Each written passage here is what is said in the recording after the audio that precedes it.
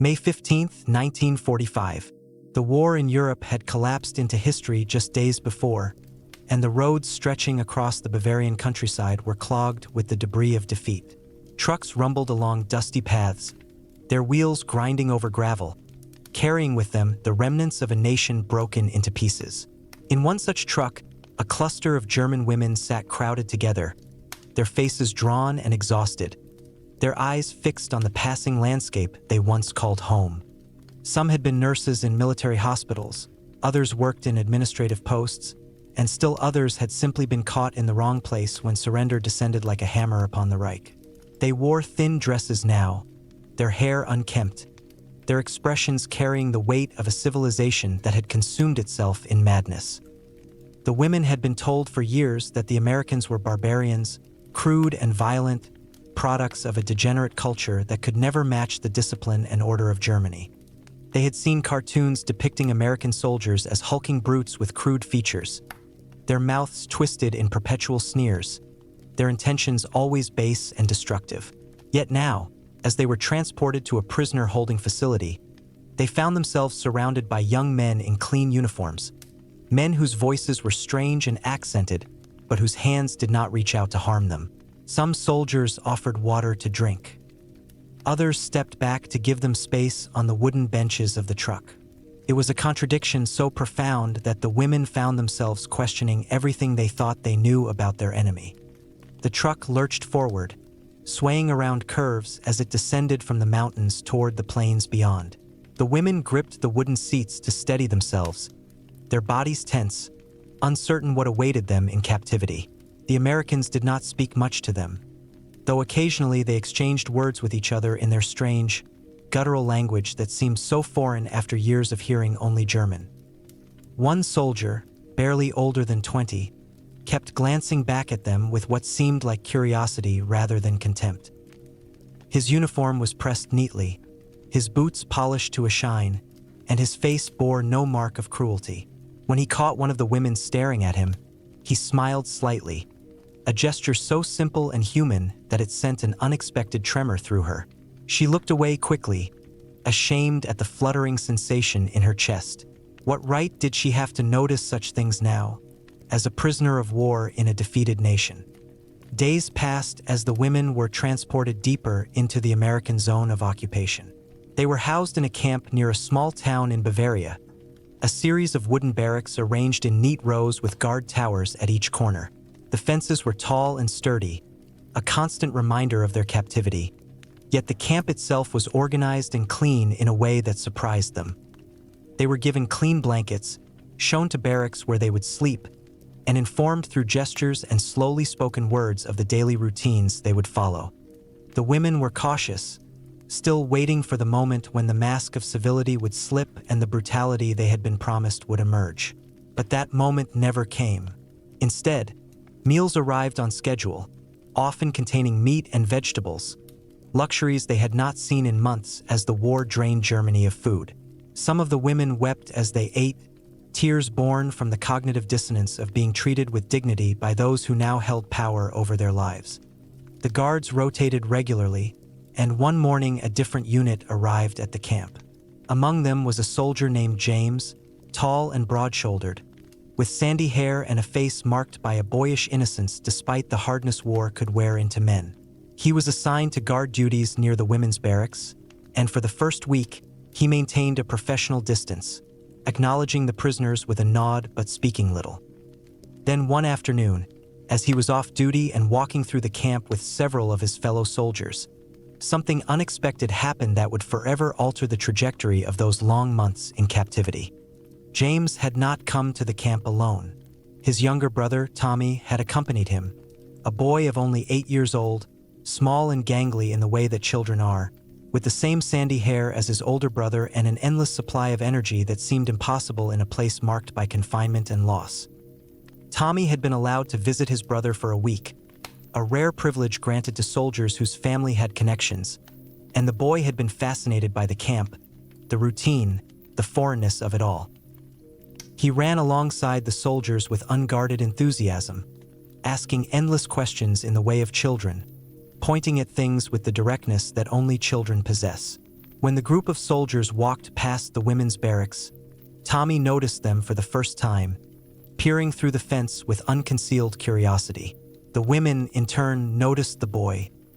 After months of captivity, of seeing only adult soldiers and the harsh reality of their situation, the presence of a child struck them with an almost unbearable poignancy.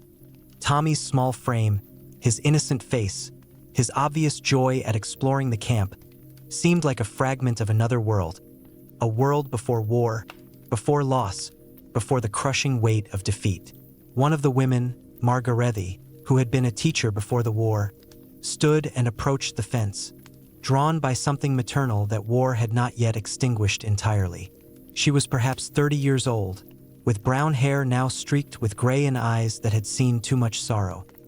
She knelt at the fence so that her face was closer to the boy's level, and she smiled, a gentle expression that had been buried deep inside her for so long that the muscles felt strange using it. Tommy, innocent and curious as only children can be, walked closer to the fence. His head tilted as he studied this woman who was looking at him with such unexpected tenderness. He had been told that these were enemy soldiers, women who belonged to the nation that America had fought against, but his young mind struggled to reconcile that concept with the gentle woman now kneeling before him.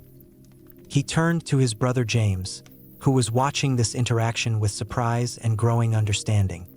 "James," Tommy called out, his voice bright and untroubled by the weight of history and conflict that hung in the air. "Can we play with them? Can we play with your little German lady?"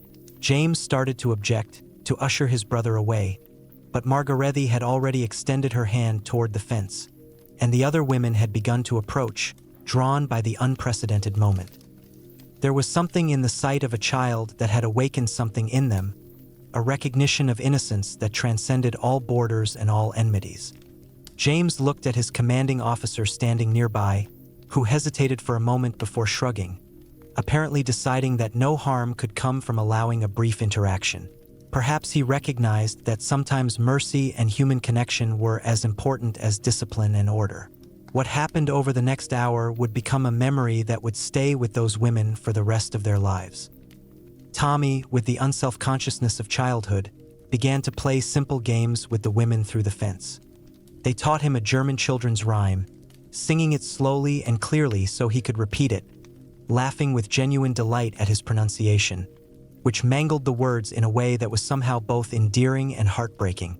One woman had kept a small wooden toy in her possession, a tiny horse that she had carried with her through all the chaos of war, and she showed it to Tommy through the fence, watching his eyes light up with wonder.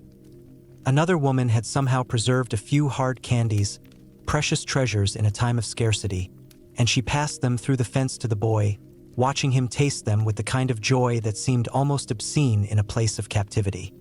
James found himself standing off to the side, watching his younger brother play with these women who were supposed to be his enemy, and something shifted inside him. He began to see them not as a faceless enemy, but as individual human beings, women who had loved someone, who had lost someone, who carried within them the same capacity for kindness that he recognized in himself. He thought of his mother back home in Ohio, and he wondered if she would have wanted him to protect a helpless person, regardless of which flag they had fought under. Without really thinking about the consequences, he approached his brother and told him to stay with Margarethi and the other women while he went to find the camp cook. When he returned 20 minutes later, James carried several packages of supplies that he had carefully requisitioned from the kitchen, claiming they had spoiled and could not be served to the regular troops. There were fresh bread, some cheese, and even a small container of chocolate powder. It was a small thing, but in the context of captivity and rationing, it was an act of profound generosity. He passed the items through the fence to the women, and he saw tears begin to roll down their faces, tears born from the shock of mercy in a time when mercy seemed impossible. The women took turns playing with Tommy throughout the afternoon, and through these interactions, something began to shift in the camp's atmosphere. The boy asked questions in his innocent way that seemed to penetrate the barriers that war had erected. He asked about the women's families, not understanding the complicated histories and losses behind their evasive answers. He showed them drawings he had made, simple childish sketches of houses and trees and animals. One of the women, named Heidi, who had been a nurse and had cared for children before the war, found herself smiling genuinely for the first time in months as she tried to identify what Tommy's drawing was meant to represent. When he told her it was a giraffe, she clapped her hands with delight, and the sound of that clapping seemed to echo through the camp like a bell, marking a moment when something essential about their shared humanity had broken through. By the time Tommy's visit was coming to an end, the women had collectively decided to create something for him to take with him, a reminder of this impossible day that had pierced the veil of their captivity. They pooled together what few treasures they possessed. One woman contributed a small piece of fabric she had been saving. Another offered a button that had belonged to her daughter. A third sketched a picture with a pencil stub she had hidden away. Together, they created a simple doll, crude and imperfect, but made with hands that remembered how to love, and they gave it to Tommy, telling him in their broken English that he should keep it to remember them. James felt something crack open inside his chest as he watched his younger brother clutch this handmade gift to his chest with all the seriousness of a child holding something infinitely precious. He looked at the women, at Margarethi in particular, and he saw in her eyes a reflection of his own conflict, the struggle between what he had been taught to believe and what his heart was telling him was true. These were not monsters. These were women who had survived their own crucible, just as he had survived his own, and in another world, another time, they might have been neighbors or friends or nothing more significant than fellow human beings passing each other on a street. As weeks turned into months, James began to bring his younger brother to the camp whenever he could arrange it. Tommy became a regular fixture there, playing games with the women, learning German phrases, and being fed extra rations that James had carefully secured from the kitchen stores. The other guards began to notice, but most of them said nothing, perhaps recognizing that the boy represented something important, a kind of absolution or at least a reminder that war did not have to permanently scar the human capacity for kindness. The women, in turn, began to anticipate these visits with a kind of desperate joy. Tommy represented hope, a living embodiment of a future that might exist beyond the fences and the guard towers.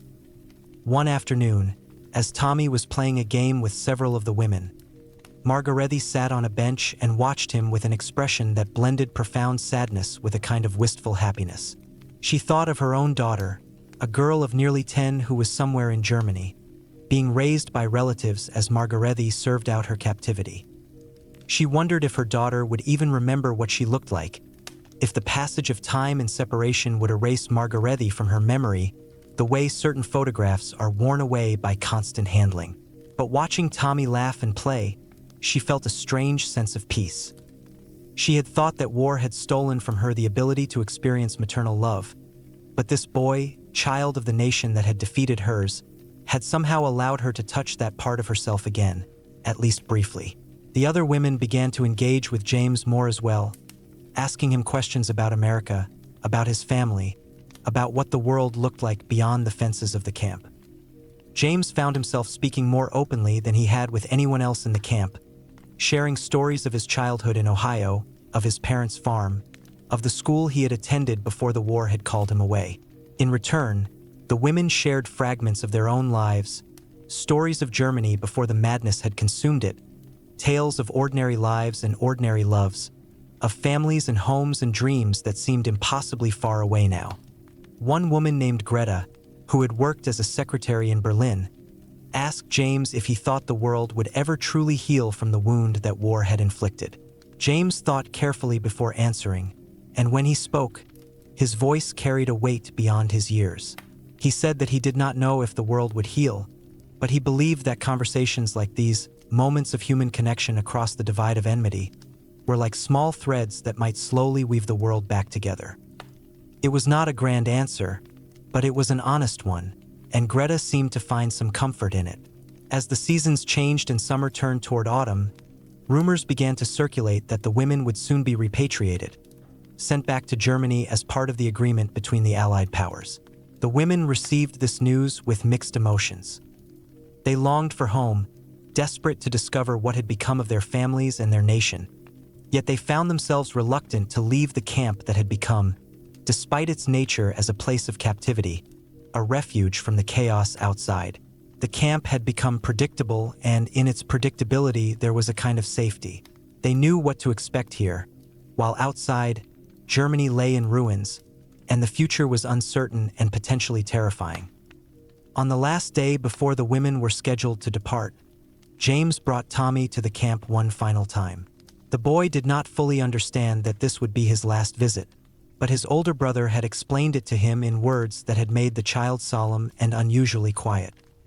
Tommy carried with him a small bag containing gifts he wanted to give to the women, items he had collected throughout his stay, drawings he had made, small toys he was willing to part with, and a handwritten note in careful childish letters that James had helped him compose. The note simply said, "Thank you for being my friends. I will remember you always." The women gathered in the yard of the camp, and one by one, they said goodbye to the boy. Many of them wept openly now, not bothering to hide their tears. They thanked him in broken English for his kindness, for his laughter, for the reminder that innocence still existed in a world that seemed to have been robbed of it. Margarethe knelt before Tommy one last time, and she took his small hand in hers, pressing it between her palms, as though she could somehow transfer all of her gratitude and affection into that single gesture. She whispered something to him in German, words about hope and light and the future, words that Tommy did not understand but whose meaning he seemed to grasp through the tone of her voice and the expression in her eyes. James stood watching this scene, and he felt tears on his own cheeks, surprising himself with the depth of his emotion.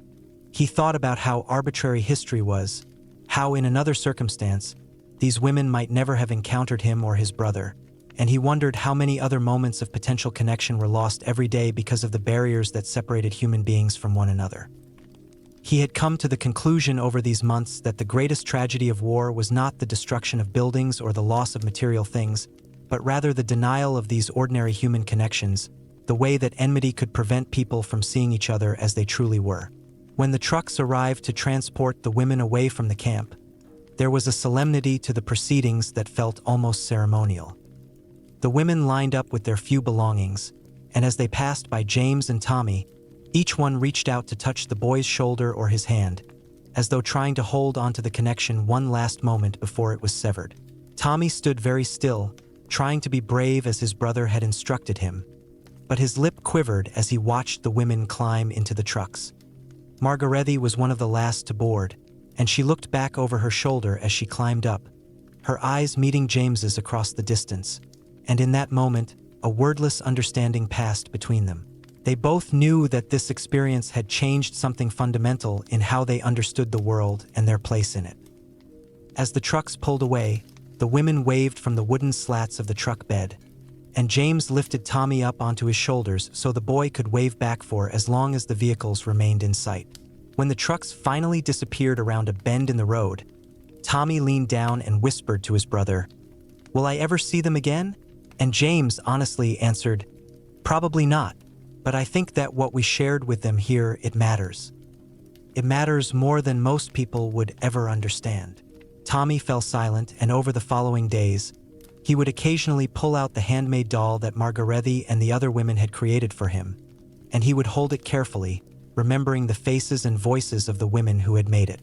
He began to ask questions about Germany, about war, about why people fought even when it seemed that everyone lost in the end. James found himself explaining complex historical and political concepts to his young brother, but what he really tried to convey was something simpler and more profound. He tried to teach Tommy that the enemy was often just a person, someone with their own hopes and fears and capacity for kindness, and that seeing that truth could be the beginning of wisdom. Months later, the women reached Germany, and they dispersed into a nation transformed by defeat. Margarethe discovered that her daughter had survived the war in relative safety with her sister, and she was reunited with her. When she held her child in her arms again, she wept with a joy that was complicated by all the months of separation and by the guilt of having not been there. But she also carried with her the memory of Tommy's laughter, of James's quiet kindness, and she found herself explaining to her daughter how, even in the darkest time, she had encountered human goodness from an unexpected source. Greta, the secretary from Berlin, had lost her family in an air raid, and the knowledge of their deaths nearly broke her. But she found herself returning again and again to the memory of James, asking her questions about what she thought the world could become. She began to write letters, careful missives addressed to the camp in Bavaria where she knew James's regiment was based, wondering if the letters would reach him, if he would remember her. Some of these letters made their way to James, and he read them with an intensity that surprised his commanding officers.